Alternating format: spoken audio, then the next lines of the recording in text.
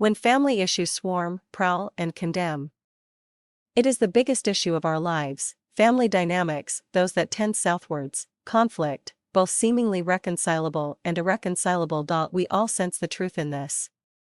When things go well within our families, things are good, and life runs swimmingly.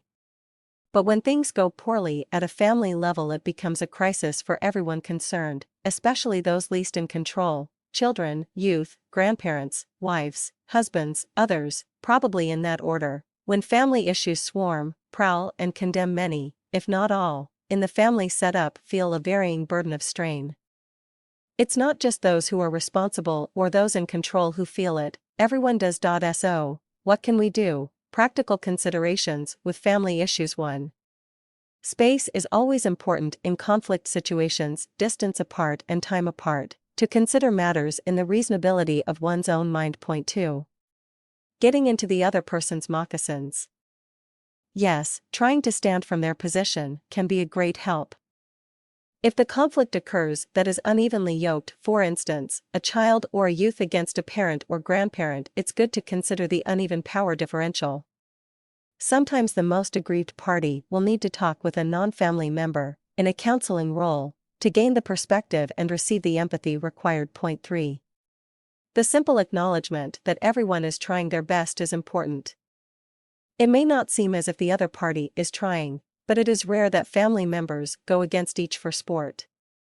It is a great thing to be aware of that not everyone has the skills to cope with family conflict. Indeed, most of us flounder at some point. 4. Making ceremonies out of opportunities for forgiveness and restoration is a thing most families won't instinctively think of. But the adults in control can organize a celebration, a meal out, a picnic, prizes for those who sorted the conflict out, etc. It might sound corny, but this sort of thing can be done very well and adds immensely to the healing process.